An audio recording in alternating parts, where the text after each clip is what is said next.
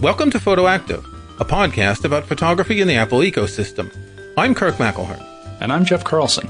This episode is brought to you by Masters of Photography, online masterclasses with the greatest photographers in the world. We'll have a special offer for you on Masters of Photography courses later in the show.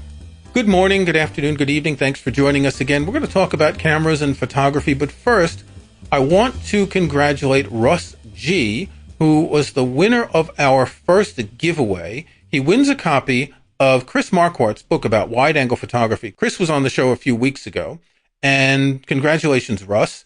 Russ was selected because he has signed up for our mailing list. Now, if you sign up for our mailing list, you'll have chances for other giveaways. We'll be able to give away apps and books and maybe some photo gear as we go on and we get a little bit bigger. Jeff, you've signed up for the mailing list, right? I was the first to sign up because I set up the mailing list. Well, you're not allowed to win. Neither am I. No. We like to say that this is not a show about gear. And every time we say that, we end up talking about gear. But let's talk about gear. Let's talk about gear. But the point in it not being a show about gear is not that we don't talk about gear, but that we don't talk about specific gear. It's like in the past few weeks, if you follow the photography news, Nikon and Canon and Fujifilm have come out with new cameras. But do we care about that? We sort of care about that in the sense that it's good to know what's out there. And I will admit, I have spent far too much time looking at specs and impressions of the new Fuji X-T3, which will probably be my next camera. Okay, stop. We're not going to get into the rabbit hole about the new camera. But it's important to know what's out there, but more importantly for what we're talking about here is not so much whether this camera has this spec or that camera has this feature. It's, what can you own that will make photos better for you? And that can be choosing a different type of camera, but more specifically, we want to talk about lenses and not necessarily like the deep down specs of a lens. No, we're not going to talk about a lens has this many elements and this many groups, and I don't even know what that means. That's great. My car has a bunch of wheelie things and belts, and there's some fluid in there. I'm pretty sure I've seen it sometimes. And it's got a lot of electronics, too. A lot of electronics these days. Yeah. But especially going back to that episode with Chris Marquardt when we were talking about wide-angle lenses, just the type of lens that you use makes a big difference in what you're going to shoot. And whether that's something that you are preparing, you're going to go out and shoot a landscape sunrise, that you probably want a wide-angle lens. But maybe if you're going to go shoot wildlife or sports, then you need something else. Indeed. And today, one of the main things we wanted to discuss is the difference between zoom lenses and prime lenses. Now, everyone knows what a zoom lens is. It's probably the first lens you got with your camera, at least if you have a camera with interchangeable lenses. They call these basic lenses kit lenses because they come bundled with a camera. And that's a bit of a derogatory term. In some cases, the kit lens isn't very good, but in others, it's extremely good. And I have the Fujifilm 18 to 55 millimeter zoom lens, which is an extraordinary lens. It's not cheap. I think the term kit lens has become derogatory just because manufacturers knew that they needed to ship something with the camera, and they were focusing so much on the camera that they're like, okay, here's something that will appeal to most people, and we don't have to spend a whole lot of money on it, and therefore a lot of the kit lenses weren't very good, or, they were passable. But they didn't have really wide apertures, and they didn't have all the different, lenses or maybe image stabilization. And so that's why when we say kit lenses, we sort of say it with a bit of disdain. And I'm glad that that's no longer becoming the case. I think, Fuji showed that you can have a kit lens that is a good lens. And it's a lens made of metal, at least the outside. The lens part is made of glass. It does have image stabilization. Other kit lens, like the one that Olympus ships on its lower-end cameras, are made of plastic, though it's a pretty good lens. I had one of them, the 14 to 42. Let's just set a ground rule. Let's try as much as possible as we're discussing things to talk in 35 millimeter equivalents. Because if you have a full-frame camera, the focal length of the lens is what you get. If you have a micro four thirds, you have to multiply it by 2. If you have a Fuji or other APS-C, you have to multiply it by 1.5. So if I talk about, for instance, the 35 millimeter lens on my Fujifilm camera, that's the equivalent of a 50 millimeter on, say, a Nikon full frame. Yes, I'm going to push back a little bit because people don't need to be doing all that math in their head at the time, because when we're talking about, hey, you're going to go buy a 35 millimeter prime, yes, we know that on a crop sensor that's going to appear more like a 50 millimeter, but I don't want to confuse people by saying, go get a 35 millimeter, and they're like, wait, do I have to get a 50 millimeter? So yes, I agree with you, but I may not stick with your rule. Okay. So you mentioned an important word there, prime. And yes. Before the show, I was talking to our producer and editor, Doug Adams, who was saying, what is a prime lens? Doug didn't know what a prime lens is. A prime lens is a fixed focal length lens, a 35 millimeter, a 50, a 90, a 200, a 400, whatever. A zoom lens goes from one focal length to another. Some zoom lenses are very wide, and they'll go from, let's say, 10 to 24 millimeters. Others are very long. They'll go from 200 to 400. So zoom lenses are convenient because with the same lens, you have multiple focal lengths. Whereas a prime lens, you have to make a decision before you put that lens on your camera that you want to use that specific lens. You mentioned something about the aperture on kit lenses. And one of the big differences between prime lenses and zoom lenses is that prime lenses generally have larger apertures. The standard Fujifilm lenses are f2. There are some other brands where you can get f1.8 or f1.4, whereas the zoom lenses are 3 or 4. And also a zoom lens is rarely the same aperture when it's all the way open and all the way closed. So I think my Fuji kit lens is like 3.5 to 5.6. So 3.5 when it's at 18 and 5.6 when it's at 55 millimeters.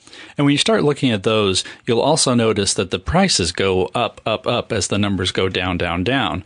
And the reason for that is because with the prime lenses, you're usually getting better glass. You're getting, just basically a higher level of quality, because when you have a lens that's like an f1.4, that lets in a lot of light, and there's the engineering required to make that happen, to get the light through those elements, also gives you that soft, shallow depth of field in many cases. But you're going to pay a lot more for an f1.4 than, say, an f1.8. And looking at the zooms, the reason why a lot of those apertures aren't as wide is because you have so many more elements that have to compensate for the different zoom levels. So when you have more pieces of glass, light has more surfaces to go through before it hits the sensor. And that's also why you'll see some f2.0 or f2.8 really long telephoto lenses. And those are the ones that you see sport shooters at professional sporting events carrying these lenses that, are as long as my arm and, huge diameters at the end. And that's because there's so much glass in there in order to bring in more light. So those start to get, you can spend $12,000 on just one lens. You could spend $12,000 on a pretty basic Leica zoom lens, too. It's all about, Leica lenses being handmade and all that and carefully calibrated. When you look at the price of a good lens, you realize that the camera is really like the razor and the lens is the blades. And also, most people have one camera, but they may have 3 or 4 or 6 or 12 lenses.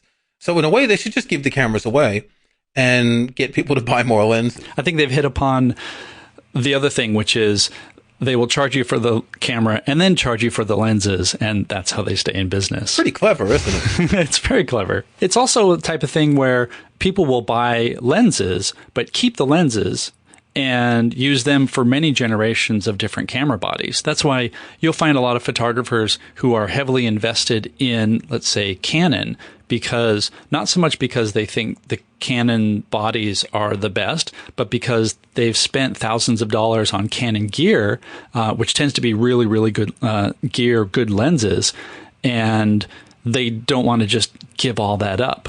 That's why every once in a while you'll hear people talk about like switching systems, and it's not like I can just say, oh, I'm just going to go buy a Nikon camera.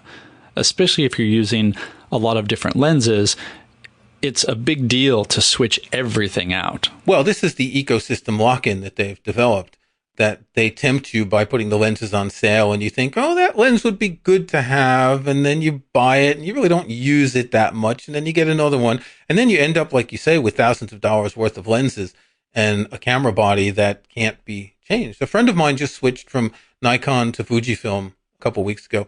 He was tired of his big Nikon DSLR and he wanted something more compact. But he only had 3 lenses, I think, and he sold the whole lot on eBay and bought the new Fuji. And I did this a couple years ago when I switched from Olympus to Fuji. For a while, I had one of each, an Olympus and a Fujifilm camera, and then I switched. And it's the cost of doing business in some ways to find what suits you. I don't think anyone should feel that they have bought a certain camera and they absolutely cannot change brands and change systems. But we talked about that last week in Buying and Selling Gear. So if you haven't heard that episode, you need to go back and check it out. I have a question for you. Did you start with a zoom lens or a prime lens? Because I think this sometimes has to do with how people move forward. Yeah, so back in the 1980s when I started shooting in film, I only had a prime lens. I had a 50 millimeter. And I got used to the idea of shooting with a prime lens. And there was a certain way of shooting, a certain philosophy, a certain practice of taking pictures with a prime lens. It's very different from that of a zoom lens. And it's true that if I had started with a zoom lens, then maybe I would be a zoom adept. Yeah, I think I am the opposite there because I started with little compact point and shoots, and then I went to a super zoom because I wanted that reach when I went on vacation. So for me, like zoom was the way to go, the way to start, because it makes sense. You can stand in one place and see things that are far away. Quite often you want to see something that's far away. And so, hey, yes, like I absolutely want a zoom, even if it's not, something super mega zoom. I want that flexibility. I remember a few years ago when I was shooting with Nikon gear, there was a review in the New York Times about this Nikon 18 to 200 millimeter lens that was fairly affordable. It was a good lens, and it sort of set off this little stampede. You couldn't buy that lens for weeks and weeks and months because this was the holy grail. You have, 18 millimeter at the wide end, so you can get nice wide shots, but you could also zoom pretty well at 200 millimeter, and the aperture was decent. It wasn't fantastic, but it was perfectly decent, and it was a good lens that you could take that one lens with you wherever you go. Okay, let's take a brief break and hear from our sponsor, and when we come back, we're going to talk more about the difference between using a zoom lens and using a prime lens. Masters of Photography is a unique online learning platform that brings together some of the world's most acclaimed photographers, the masters. You can enjoy an unprecedented insight into the way these photographers work during intimate lessons that capture their knowledge, ethos, and philosophy. I've taken the Masters of Photography course with Joel Meyerowitz, one of my favorite photographers, and I was impressed by his passion for photography and his desire to transmit his knowledge to others. With more than 5 hours of video and 34 lessons, Joel Meyerowitz discusses technique, inspiration, and his career, and gives some practical tips about shooting in the street, taking portraits, and even still life photography. I strongly recommend this course with Joel Meyerowitz, and Masters of Photography has a special offer for PhotoActive listeners. Get 5% off any course with the code PhotoActive. Go to mastersof.photography and enter the coupon code PhotoActive, or use the link in our show notes. That's mastersof.photography. I really enjoyed this course, and I think you will too. So before the break, Jeff, you were talking about your zoom lens that went from 18 to 200, and that is a very big difference. Most zoom lenses don't really cover that much, and you said it was a lens you can take wherever you go, but how big was it and how much did it weigh? I don't remember the exact weight. And I think part of the appeal was it wasn't a huge lens. I mean, it was comparable to like my 18 to 135 that I have on my Fuji now. So, it wasn't obscene. It certainly wasn't compact, especially on a DSLR. But, again, if you're traveling and you just have one camera, that was a good compromise. Yeah, so I'm not always convinced it's a good compromise. So for me, I have the 18 to 55, which is 27 to about 80 millimeters, fairly wide to short telephoto. And what bothers me about it is the weight and the size. I like taking pictures with a compact camera. There's something about photography to me that the more weight, the more gear there is, the more of an impediment there is to me actually looking at things and taking pictures, spending more time fiddling, and particularly with a zoom lens, you have to choose the zoom, You have to get it in focus in a different way. You have to hold it in a different way because of the weight to keep it balanced. My go-to lens on my X Pro 2 is a 35 millimeter, so it's a 50 millimeter equivalent. Now, if you've listened to the aspect ratio episode, I'll put a link in the show notes, you'll know that I can be a photographic fundamentalist. For me, the 3:2 aspect ratio is the ideal for photography. And in many ways, I feel that way about lenses. For me, that 50 millimeter lens, there's just something that's right about that. I mean, Cartier-Bresson said that the 50 millimeter was like the only lens. You don't zoom, you zoom with your feet. You move closer, you move further back. It's true that having a wide angle lens for landscapes and certain things is really interesting. And having a long zoom, if you're shooting wildlife, is really interesting. But my photography isn't that fixed in one of those areas. I don't shoot wildlife except my cats and birds in the garden. And really, it's not very interesting. So I don't need a long telephoto or zoom for that. And I do have an 18 millimeter, so 27 millimeter equivalent wide angle lens, which is much better than I thought. But I would prefer having 2 or 3 lenses and switching them than having a zoom lens. Now, I agree with all of that. And I will append that by saying, for me, the thing that has pushed me more toward primes lately than zooms is actually a little bit more of the performance. Because when I have a zoom, quite often I will want to, zoom all the way in and see, whatever it is I'm trying to focus on. But there's a performance hit there because you don't have as much light that's coming through. And so you also sometimes end up with a situation where they call it fast glass. So if you have a wider aperture, more light gets in. And with some lenses, some zoom lenses, I found it impacts your autofocus too. So that doesn't go as quickly because you don't have as much light to work with. So what I'm getting at here is by having that zoom, yes, I could get the reach. I could see something far away, but I had to compensate in a whole bunch of other different ways. You got to change the shutter speed to adapt for the less light or increase the ISO. And then pretty soon, you can see where this is going. You're thinking more about all the different settings and not trying to shoot. You're not doing it instinctively. Exactly. Yeah. Exactly. And so what's I think freeing about using a prime lens of fixed focal length is you don't have to worry about all of that. You can focus more on your composition and, make sure that your shutter speed is high enough that you're not going to get blurred, and make sure that you're hitting the fundamentals, but you don't have to sort of have that running calculation going on in your head. Those extra steps, yeah. When you see something, you have these extra steps to decide, well, do I want to zoom in or do I want it to be wide? In some ways, I like the constraint of just one camera, one lens when I go someplace, that I don't have to decide things. And I will take pictures of what I can take pictures of. Obviously, I'm not going to a safari where there's going to be lions and tigers and bears. Oh, my. Or I'm not in some vast landscape. Those things you plan ahead and you take one or more lenses specific to it. But for normal, everyday shooting, I would rather that the camera be something that I can forget. And you explained it very well. The whole, in this country, they call that faffing about, getting everything set up and organized and all that. I generally shoot in aperture priority. So I don't even need to turn the aperture wheel on my lens. I use the back dial on my camera to use what's called program shift, which shifts from one combination of shutter speed and aperture. I do use manual focus sometimes. I use the auto manual focus. So half press the shutter, you manual focus. And with the Fujifilm cameras, it zooms in when you do that. I use focus peaking, which puts lines around the contrast to get better focus, because sometimes the autofocus isn't exactly what you want. Sometimes you want to focus on something that the autofocus isn't getting too good because there's a lot there. But I like the ability often to just, I'm walking around, I see something, I pick the camera up, I snap and boom, and that's it. I often don't want to think about what I'm doing. And, I can hear the sighs from people who all manual, have to shoot all manual and manual shutter speed and aperture and ISO and focus and all that.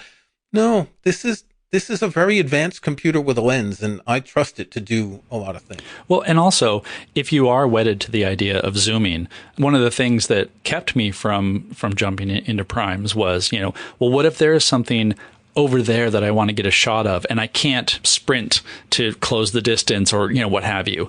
It makes you think, okay, well, I'm going to lose shots because I don't have a zoom. Well, the advantage these days is if you have a modern camera that has a high enough resolution, you do have a zoom in that you can crop afterwards to frame it the way you want. Even with my Fuji X-T1, it's a 16 megapixel, which sounds almost laughable by now, and which is why I'm looking at another potential camera. I was at Disneyland. My daughter got picked to do this thing that they have where you get to train to be a Jedi, like kids get to be Jedis, and they like actually do like a tiny lightsaber battle with Darth Vader. I only had my little Fuji 27 millimeter lens attached. So there was no way I was going to get a good zoom. However, I was like close enough to get that scene and then crop in, and it turned out to be a great picture. And you know, I liked it, and I didn't feel like I was being restricted because, I left the big lens in my bag or in my hotel room. And it's interesting, the lens that you mentioned, I also have it. It's a pancake lens. It's very, very thin. Yeah. It means that your camera is discreet. It doesn't get in people's face. It doesn't bump into people when it's on your shoulder and you're walking through a crowd. It doesn't weigh a lot. You can pick it up easily without having to worry about holding it steady and all that. And that's one of the advantages of prime lenses. Now, the 35 millimeter that I have, I also have the 27, but I like the 35. It's a little bit longer. It's twice as long, but it's a lot sharper. And there's something about that 50 millimeter focal length, which is, it's like the Goldilocks focal length. It's not too wide. It's not too telephoto. It's just right.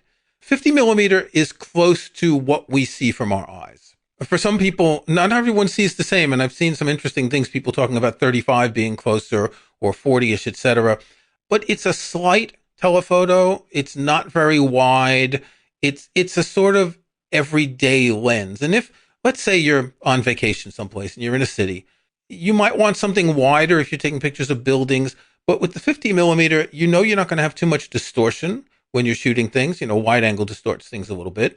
You won't zoom in too much, but you will get that perspective that you have. And one of the main things I think is you just have to get over the fear of missing out. You have a camera. If you only have one lens, you just adapt and you have one lens. And okay, you can't get the picture of that pigeon on top of the statue a half a mile away. You just get the pictures that you can. And it's a wonderful exercise to just shoot with one camera, one lens for a week, a month. In the episode with Chris Marquardt about wide-angle lenses, he explained how his discovery of wide-angle lenses was when he went to the Himalayas with one camera and one wide-angle lens. And now you'd think someplace like the Himalayas, you'd want to have more options in lenses.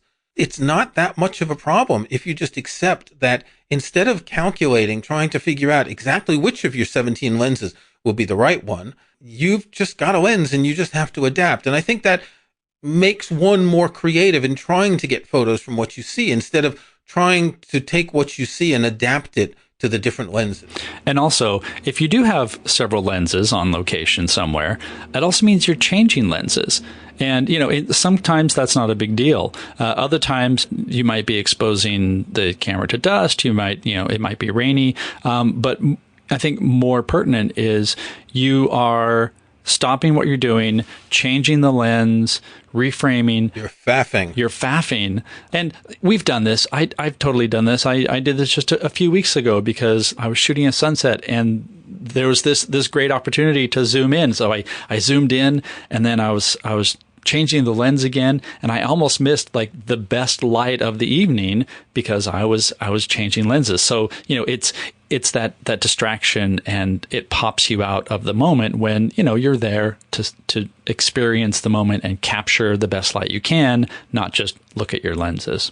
I have a question real quick. What's the aperture on your 35? Is it 1.8? f2. Oh, an f2. Okay. Yeah. Because I think it's also important to point out that we're talking about the high quality prime lenses. They don't always have to be expensive. I mentioned earlier that, some of them can be really expensive, but there's this saying, nifty 50, which basically is, an inexpensive 50 millimeter lens. You can get a 50 millimeter 1.8 for $100, $150. Well, not for Fuji. Not really.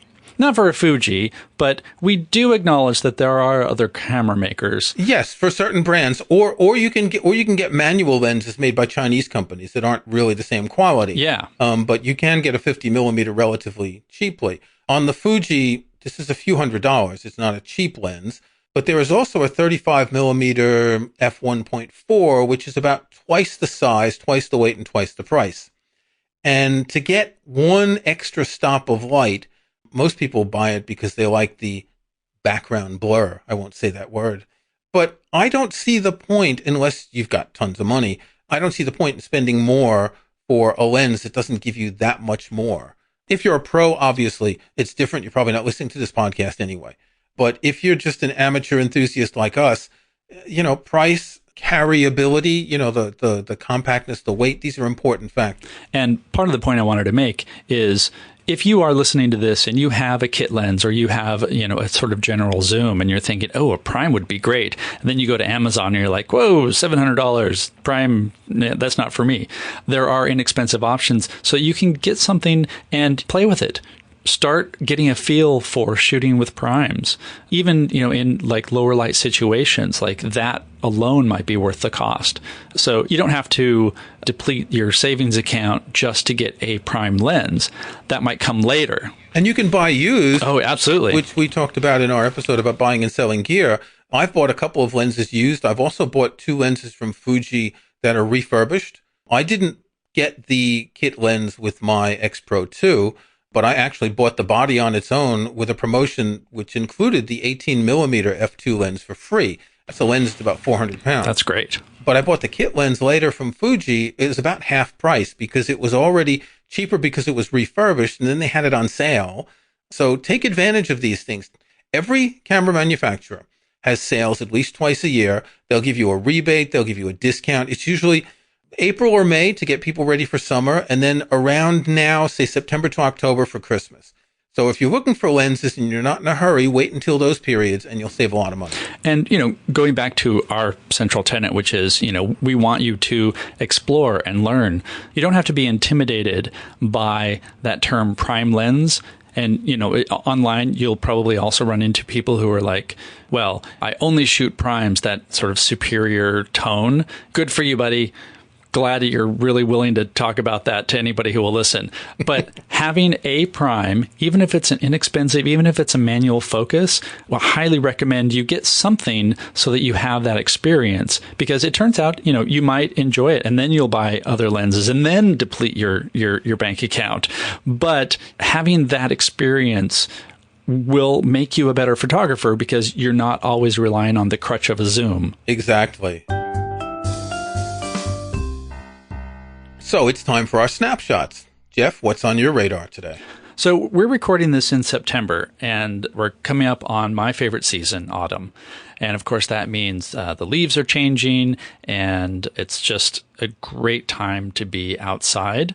I wish that I had more plans for this at this point, but I'll work on that. So I want to point to 2 little things. One, you can do a Google search and find fall foliage maps that cover, the United States or particular areas. I'll link to just a one general one for the US, but there are resources online that will actually tell you, this area, the leaves are probably going to hit their peak in mid-October or what have you.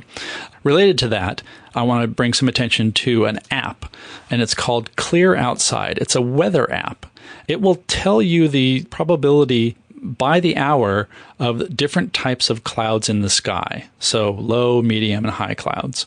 This helps you understand which clouds in the sky are going to be good for reflecting that color from the sun and at sunset or sunrise, and which clouds are just going to be the big low gray washed out ruin your day kind of clouds. So it helps you plan. We don't get a lot of colors where I live, unfortunately. We get some, but we don't get a lot. So I'll probably take black and white photos. That works perfectly.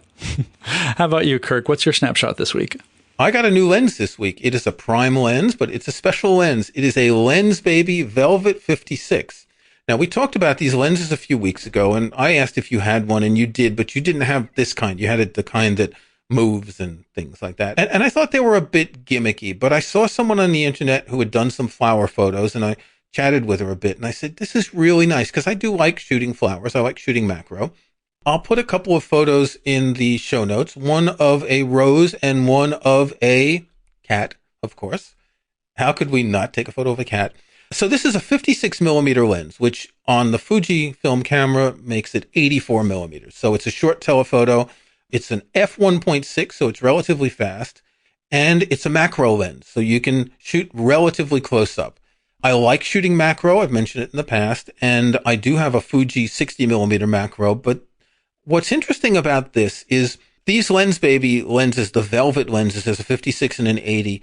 As you open up the aperture, you get this kind of blurry glow around things. And it can be a gimmick if you overuse it.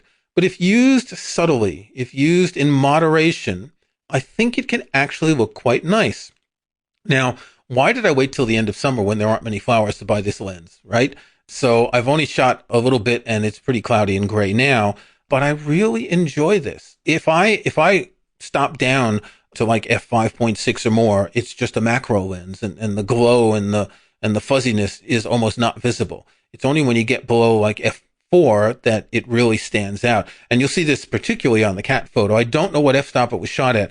Being a manual lens, the camera doesn't record the EXIF data. So I would have to remember which f-stop I shot at. I shot about a dozen pictures of my cat, and I picked the one that looked good, and I was changing f-stop to get different levels of glow. I won't use this for a lot. You can actually use this for landscape shooting when you want a short telephoto and, stopping it down so you don't get too much glow. But I'm really interested in the idea of using this occasionally. Obviously, this isn't a one camera, one lens type lens. This is the kind you carry around with other lenses because it's not going to work for everything. It's not ridiculously expensive, well made, quite heavy. I'm quite pleased with it. So I hope that in the months to come, I'll be able to share more photos. Is this a tilt shift lens, or is this? No, not at all. No. It's just a standard short telephoto and macro lens. Okay, because when I think of Lens Baby, I think of tilt shift, but that's right. Not all they do. Okay. No, they have these velvet lenses, and they have a handful of lenses. And this seemed interesting. Nice. So. Looking forward to some selfies.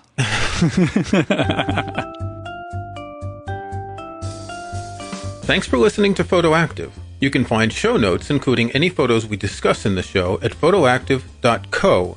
That's photoactive.co. We couldn't afford the M. You can subscribe to Photoactive in your favorite podcast app or in Apple Podcasts. See the links on our website. And think about leaving us a rating or review on iTunes or in your podcast app. Don't forget that you can get 5% off any course at Masters of Photography with the coupon code PHOTOACTIVE. That's PHOTOACTIVE in one word. Go to mastersof.photography or use the link in our show notes. Until next week, thanks again for listening.